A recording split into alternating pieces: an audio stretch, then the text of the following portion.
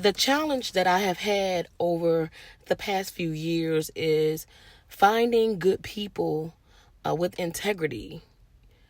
People who use their wisdom and their experience and turn it into something that is a beautiful thing that people can see.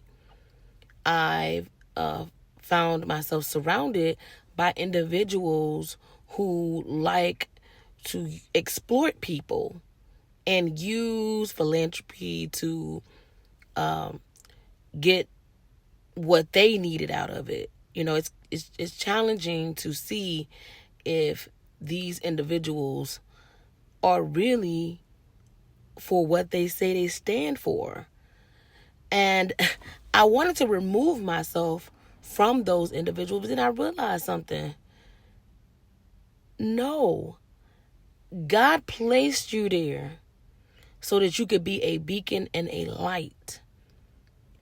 We, as a people who are out here striving to do the right thing and do right by people, by family, by loved ones, we cannot give up. We have to continue to push through no matter what. And knowing that whatever challenges that we have is making us better people and is giving us the expertise and the wisdom, the knowledge, the understanding of how to operate in chaos. Now, some people listen, I need my peace. I'm fed up. That's the point of it's time to refresh, not to retreat. Okay? Now, if you do decide to pull back, it's almost like being in a war.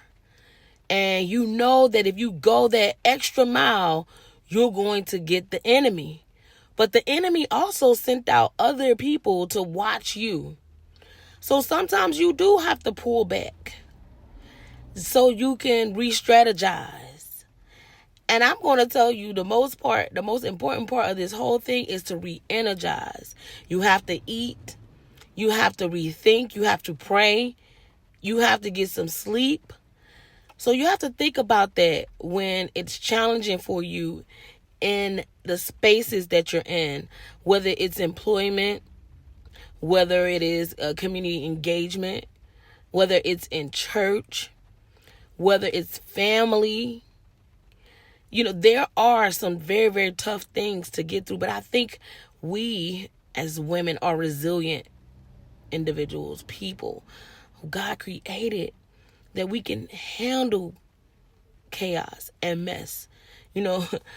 When I keep hearing myself say mess, and I think about how I always say that I'm a big old mess, and that God comes to straighten out this big old mess.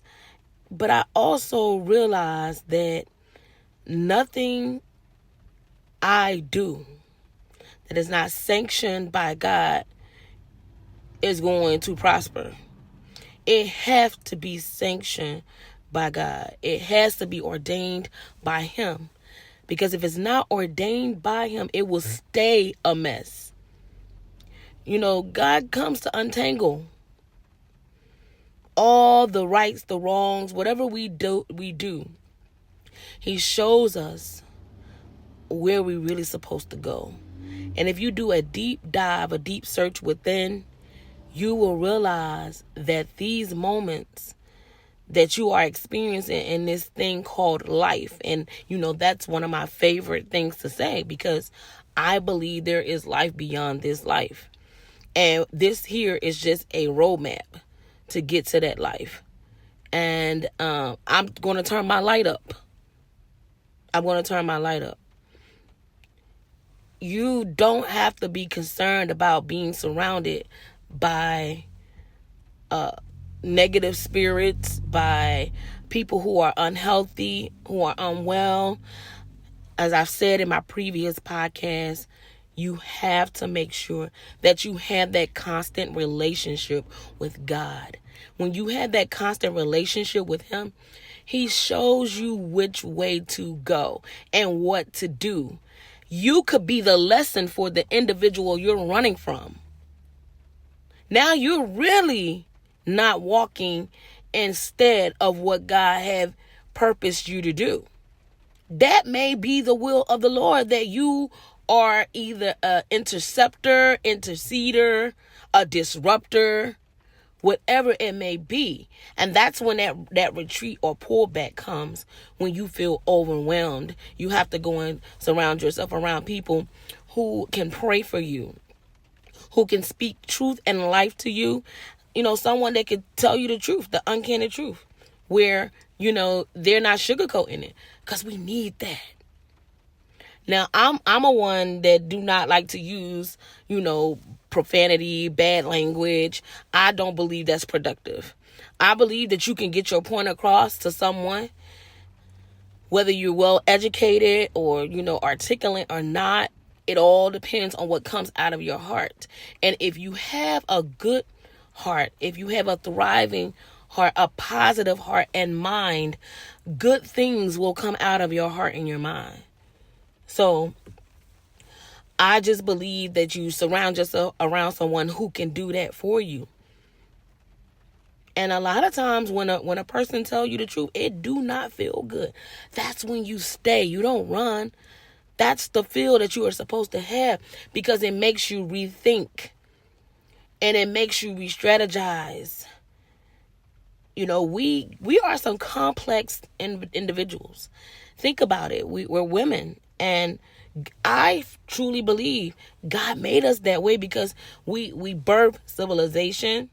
We have so many roles, and our senses are just as strong, or not stronger than the male counterpart. My point is, we're women and we can be sensitive. And there's times and places to be sensitive. But there's also something that's inside of you when you are a prayerful person and you are reading, you take that time alone to with God, and you talk to him, and you have sanctification in your life. That just means set aside, you wait to hear from him before you make any decisions. I find myself doing this a lot in my everyday life, whether it's professional or, it goes back and forth, personal and professional, when you're moving around in life. And it's like a switch that comes on. You may say turn on and turns off. And those switches goes on and off, saying, okay, this is the way I should be in this moment. This is the way I should be in this moment. But there are times when the Holy Ghost just takes over you. And you get into this space where you probably never would have went without the push of God. But see, that's how you know that you have opened your heart to be used by him. And there are times when God just uses you anyway, even when you don't want to be used. See, that's the good thing about this whole situation. This whole situation in him. And when I wake up in the morning, I know that he woke me up.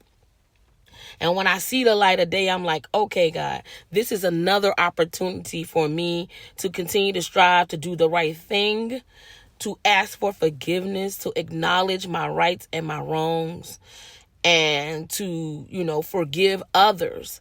That word forgiveness is so challenging for people. They'll say, well, I forgive, but I won't forget. But listen, when you say that you won't forget, that means you have not forgiven.